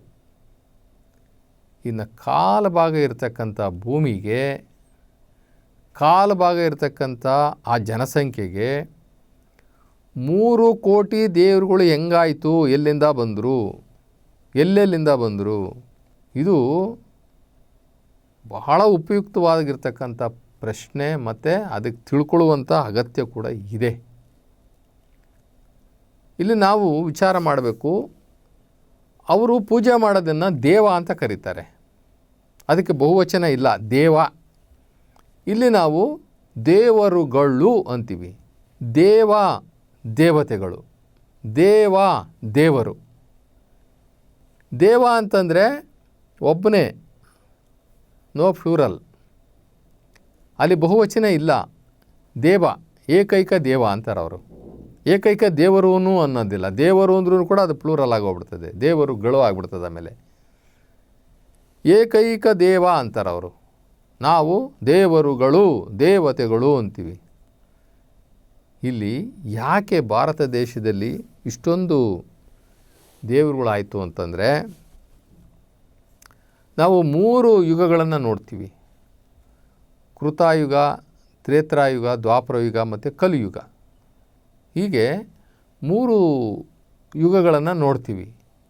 ಇದಕ್ಕೊಂದು ಸಣ್ಣ ಕಥೆನೂ ಇದೆ. ಅದು ಒಪ್ಪುವಂಥದ್ದೇ ಕತೆ. ಎಲ್ಲ ಧರ್ಮಗ್ರಂಥಗಳು ಕೂಡ ಹೇಳ್ತವೆ. ದೇವರು ಈ ಭೂಮಿಯನ್ನು ಸೃಷ್ಟಿಸಿದ. ಯಾರು? ಆ ನಿರಾಕಾರ ಶಿವ. ನಾವು ನಿರಾಕಾರ ಶಿವ ಅಂತೀವಿ. ಮುಸಲ್ಮಾನರು ಅಲ್ಲ ಅಂತಾರೆ, ಕ್ರಿಶ್ಚಿಯನ್ರು ಯೆಹೋವ ಅಂತಾರೆ, ಓಂಕಾರ ಇನ್ನೊಬ್ಬರು ಓಂಕಾರ ಅಂತಾರೆ. ಅವೆಲ್ಲವೂ ಕೂಡ ನಿರಾಕಾರ ದೇವರಿಗಿರ್ತಕ್ಕಂಥ ಹೆಸರು ಅಂತ ಅಂದ್ಕೊಳ್ಳೋಣ. ಆ ನಿರಾಕಾರ ದೇವರು ಅವನು ಈ ಭೂಮಿಯನ್ನು ಸೃಷ್ಟಿಸಿದ ಅಂತ ಹೇಳ್ತವೆ ಧರ್ಮಗ್ರಂಥಗಳು. ಜಾಗತಿಕ ಮಟ್ಟದ ಧರ್ಮಗ್ರಂಥಗಳು, ಅತಿ ದೊಡ್ಡ ಧರ್ಮಗ್ರಂಥಗಳು, 70% ಜನ ನಂಬಿರ್ತಕ್ಕಂಥ ಧರ್ಮಗ್ರಂಥಗಳು ಹೇಳ್ತವೆ, ಈ ಭೂಮಿಯನ್ನು ಸುಂದರವಾಗಿ ದೇವರು ಸೃಷ್ಟಿಸಿದ. ನಂತರ ಮಣ್ಣಿನಿಂದ ಮನುಷ್ಯನ ಗೊಂಬೆಯನ್ನು ಮಾಡಿದ. ನಂತರ ಆ ಮನುಷ್ಯನ ಗೊಂಬೆಯ ಮೂಗಿನ ಮುಖಾಂತರ ಪ್ರಾಣವಾಯುವನ್ನು ಊದಿದ. ಇದು ಬೈಬಲ್ ಹೇಳುವಂಥ ವಿಷಯ. ಪ್ರಾಣವಾಯುವನ್ನು ಊದಿದ. ಆ ಜೀವವಾಯು, ಆ ಪ್ರಾಣವಾಯು, ಆ ಜೀವವಾಯುವಾಗಿ ಆ ಜೀವವೇ ಜೀವಾತ್ಮವಾಯಿತು. ಆ ಜೀವವಾಯು ಜೀವಾತ್ಮವಾಯಿತು. ಆ ಗೊಂಬೆ ಚೈತನ್ಯ ತಗೊಳ್ತು, ಚೈತನ್ಯಾತ್ಮಕವಾಯಿತು. ಅದಕ್ಕೆ ಚೈತನ್ಯ ಬಂತು. ನಂತರ ಇನ್ನೊಂದು ಗೊಂಬೆಯನ್ನು ತಯಾರು ಮಾಡಿದ. ಒಂದನ್ನು ಗಂಡಾಗಿ ಮಾಡಿದ, ಇನ್ನೊಂದನ್ನು ಹೆಣ್ಣಾಗಿ ಮಾಡಿದ. ನಂತರ ದಿನಗಳಲ್ಲಿ ಆ ಹೆಣ್ಣು ಮತ್ತು ಗಂಡು ಗೊಂಬೆಯ ವೀರ್ಯ ಬಿಂದುವಿನಿಂದ ಈ ಜಗತ್ತನ್ನು ಸೃಷ್ಟಿಸ್ತಾ ಹೋದ ಅಂತ ಹೇಳ್ತವೆ. ಅಂದರೆ ಬರೀ ಹೆಣ್ಣು ಗಂಡು ಮನುಷ್ಯರಿಗಷ್ಟೇ ಅಂತ ಅಲ್ಲ, ಸಕಲ ಜೀವರಾಶಿಗಳು ಅಂತ ಅಂದ್ಕೊಳ್ಳೋಣ.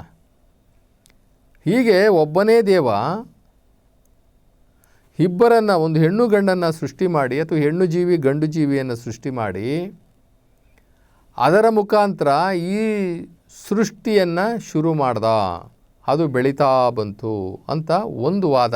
ಈ ಏಕದೇವ ಆರಾಧನೆಯ ನಿರಾಕಾರ ತತ್ವದವರು ಒಂದು ವಾದವನ್ನು ಹೇಳಿದ್ರೆ, ಇನ್ನೊಂದು ವಾದ ಇದೆ, ಈ ದೇವತೆಗಳ ವಾದ ಅಂತ. ಈ 3 ಕೋಟಿ ದೇವರುಗಳ ದೇವತೆಗಳ ವಾದ ಅಂತ ಒಂದೈತಿ. ಅದೇನು ಹೇಳುತ್ತೆ ಅಂತಂದರೆ, ಕೃತಾಯುಗದಲ್ಲಿ ದೇವರು ಮೊದಲು ಯುಗವನ್ನು ಪ್ರಾರಂಭ ಮಾಡುವಂತಹ ಸಂದರ್ಭದಲ್ಲಿ 3 ಕೋಟಿ ಆತ್ಮಗಳನ್ನು ದೇವಲೋಕದಿಂದ ಈ ಭೂಲೋಕಕ್ಕೆ ಇಳಿಸಿದ. 3 ಕೋಟಿ ಆತ್ಮಗಳನ್ನು ದೇವರು ಆ ಶಿವಲೋಕದಿಂದ ಈ ಭೂಲೋಕಕ್ಕೆ ಇಳಿಸಿದ. ಆ 3 ಕೋಟಿ ಆತ್ಮಗಳು ಶಿವಲೋಕದಿಂದ ಬಂದಂತಹ ಆತ್ಮಗಳಾಗಿದ್ದರಿಂದ ಅವು ಪರಮ ಪವಿತ್ರವಾಗಿತ್ತು. ಆತ್ಮಗಳು ಬಹಳ ಪವಿತ್ರವಾಗಿದ್ದು, ಎಲ್ಲ ದೈವೀ ಗುಣಗಳು ಆ ಆತ್ಮಗಳಿಗೆ ಇತ್ತು. ಆ ಆತ್ಮಗಳು ಮಾನವ ಶರೀರವನ್ನು ಧರಿಸಿದೋ. ನಂತರ ಆ ಸತ್ಯಯುಗ ಏನಿದೆಯಲ್ಲ, ಆ ಕೃತಾಯುಗ, ಆ ಕೃತಾಯುಗದಲ್ಲಿ ಆ 3 ಕೋಟಿ ಆತ್ಮಗಳು ನ್ಯಾಯ ಧರ್ಮ ಸತ್ಯ, ನ್ಯಾಯ ಧರ್ಮದ ಸತ್ಯದಲ್ಲಿ ಅವರು ಬಾಳಿ ಬದುಕಿದರು. ನಂತರ ಅವರ ಸಂತತಿ ಬೆಳೀತಾ ಬೆಳೀತಾ ಬೆಳೀತಾ ಬೆಳೀತಾ ತ್ರೇತಾಯುಗಕ್ಕೆ ಬಂತು. ತ್ರೇತಾಯುಗದಿಂದ ದ್ವಾಪರ ಯುಗಕ್ಕೆ ಬಂತು.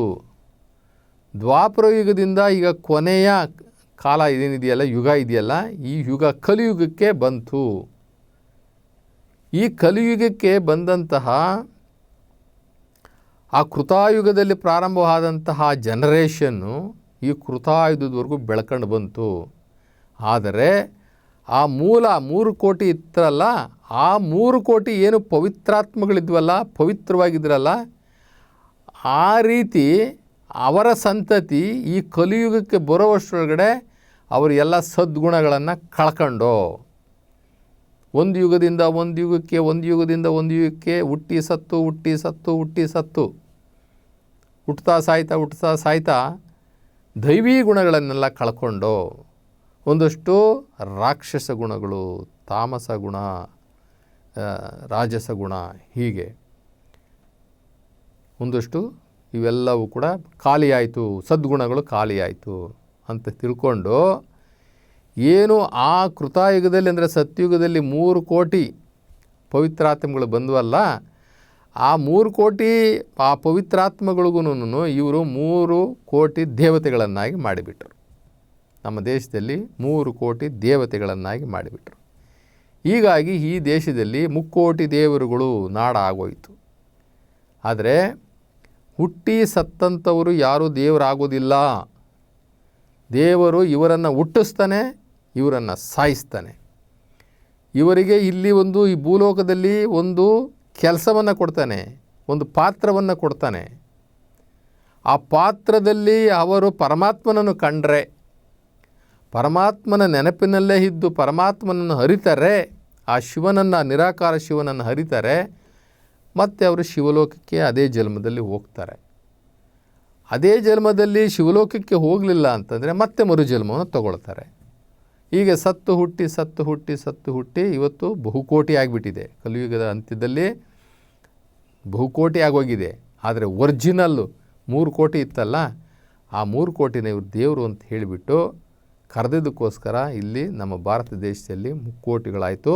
ಆದರೆ ಒಂದು ವಿಚಾರ ನಾವು ತಿಳ್ಕೊಳ್ಬೇಕು, ಅದೆಷ್ಟು ಕೋಟಿನಾರ ಆಗಲಿ, ಮನುಷ್ಯ ಅವನಿಗೆ ಇಷ್ಟ ಬಂದಂಗೆ ದೇವತೆಗಳನ್ನ ಮಾಡ್ಕೊಂಡಿದ್ದಾನೆ, ಅವನಿಷ್ಟ ಬಂದಂಗೆ ರೂಪಗಳನ್ನು ಕೊಟ್ಟಿದ್ದಾನೆ, ಅವನಿಷ್ಟ ಬಂದಂಗೆ ನಡ್ಕೊಳ್ತಾನೆ, ಆಚರಣೆಗಳನ್ನ ಮಾಡ್ತಾನೆ, ಪೂಜೆಗಳನ್ನ ಮಾಡ್ತಾನೆ, ಏನೇನೋ ಮಾಡ್ತಾನೆ. ಆದರೆ ಒಂದು ಸತ್ಯ, ದೇವರು ನಿರಾಕಾರ, ದೇವರು ಜ್ಯೋತಿ ಸ್ವರೂಪ, ದೇವರು ಹುಟ್ಟು ಸಾವಿಲ್ಲದವನು. ದೇವರು ಹುಟ್ಟೋದು ಇಲ್ಲ, ದೇವರು ಸಾಯೋದು ಇಲ್ಲ. ಅವನೊಬ್ಬನೇ ಏಕೈಕನು, ಅವನು ಪರ್ಮನೆಂಟು. ಈ ಜಗತ್ತನ್ನು ಬೇಕಾದರೆ ಸೃಷ್ಟಿ ಮಾಡ್ತಾನೆ, ಜಗತ್ತನ್ನು ಮತ್ತೆ ಒಂದು ಸಲ ನಾಶ ಮಾಡ್ತಾನೆ, ಮತ್ತೆ ಮರುಸೃಷ್ಟಿ ಮಾಡ್ತಾನೆ. ಅವನು ಸೃಷ್ಟಿ ಸ್ಥಿತಿ ಲಯಕರ್ತ, 3ಕ್ಕೂ ಒಬ್ಬನೇ ಜವಾಬ್ದಾರಿ. ಈಗ ನಾವು ಅಂದ್ಕೊಂಡಿದ್ದೀವಲ್ಲ, ಸೃಷ್ಟಿ ಒಬ್ಬ ಮಾಡ್ತಾನೆ, ಅವನಿಗೆ ಬ್ರಹ್ಮ ಅಂತೀವಿ, ಪಾಲನೆ ಒಬ್ಬನು ಮಾಡ್ತಾನೆ, ಅವನಿಗೆ ವಿಷ್ಣು ಅಂತೀವಿ, ಲಯ ಒಬ್ಬನು ಮಾಡ್ತಾನೆ, ಅದಕ್ಕೆ ರುದ್ರ ಅಂತೀವಿ. ಅವೆಲ್ಲ ನಮ್ಮ ಕಲ್ಪನೆಗಳು. ಯಾವ ಸಹಾಯಕ ದೇವರುಗಳು ಇಲ್ಲ ದೇವರಿಗೆ. ಆ ನಿರಾಕಾರ ಶಿವನಿಗೆ, ಆ ನಿರಾಕಾರ ಜ್ಯೋತಿ ಸ್ವರೂಪವಾಗಿರ್ತಕ್ಕಂಥ ಶಿವನಿಗೆ ಯಾವ ಸಹಾಯಕ ದೇವರುಗಳೇ ಇಲ್ಲ. ಅವನೊಬ್ಬನೇ ಏಕೈಕ. ಅವನು ಯಾರ ಹೊಟ್ಟೆಯಲ್ಲೂ ಹುಟ್ಟೋದಿಲ್ಲ ದೇವರು. ಅವನಿಗೆ ದೇಹನೇ ಇಲ್ಲ, ಅವನ ಹೊಟ್ಟೆಯಲ್ಲಿ ಹುಟ್ಟೋದಕ್ಕೆ. ನಾವು ಹೇಳ್ತೀವಿ ಇವರು ದೇವ್ರ ಮಕ್ಕಳು, ಇವ್ರು ದೇವ್ರ ಮಕ್ಕಳು, ಇವ್ರು ದೇವ್ರ ಮಕ್ಕಳು ಅಂತ. ದೇವರಿಗೆ ದೇಹನೇ ಇಲ್ಲ ಅಂದರೆ ಮಕ್ಕಳೆಲ್ಲಿಂದ ಬರುತ್ತೆ?